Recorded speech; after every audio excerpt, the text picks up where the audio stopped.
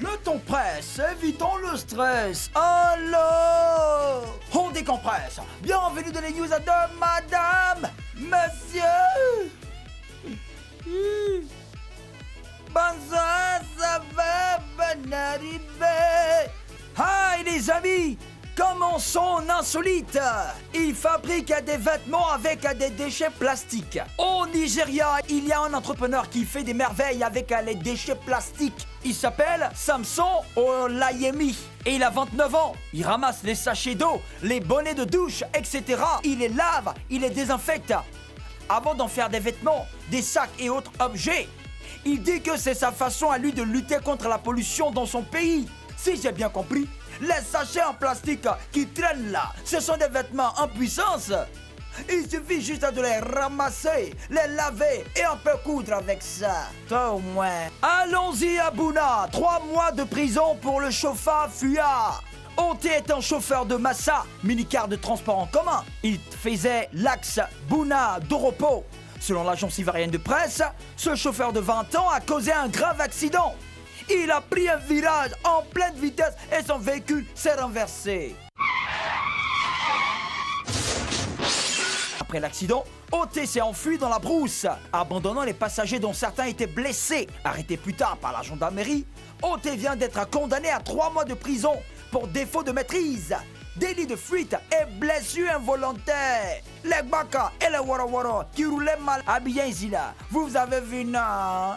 Ça mène en prison. Allons-y en Suisse. Il filmait sous les jupes des hôtesses. Au salon de l'automobile de Genève, en Suisse, un homme de 38 ans se baladait avec un sac en papier. Et bizarrement, l'homme ne causait pas avec garçon, hein? Il ne s'arrêtait que devant les hôtesses du salon. Il mettait toujours son sac devant lui. Son comportement a intrigué une employée qui l'a dénoncé auprès d'un agent de sécurité. La police a découvert que l'homme cachait une caméra dans son sac et qui filmait sous les jupes des hôtesses.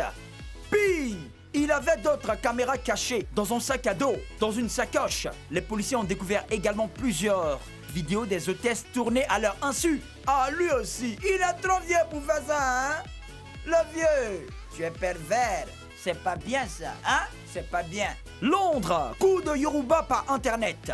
Gbemisola Izimi est une Nigériane de l'ethnie Yoruba qui vit à Londres, en Angleterre. Ses enfants sont nés en Angleterre et ne parlent pas le Yoruba. Pour leur apprendre sa langue maternelle, la jeune dame a décidé d'utiliser internet.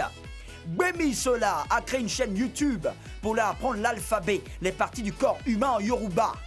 De fil en aiguille, d'autres enfants se sont adressés à elle pour apprendre la langue. Au début, j'étais seul, mais comme les demandes se sont multipliées, j'ai fait appel à un traducteur professionnel, ainsi qu'un animateur pour m'aider à gérer l'interface du site. Confie-t-elle. Plus tard, Gbemisola espère faire de même pour d'autres langues africaines. Ça, c'est une bonne idée, ça. Voilà, c'est tout. Le temps presse. Évitons le stress. Allô? On décompresse. C'était les news de Madame Monsieur.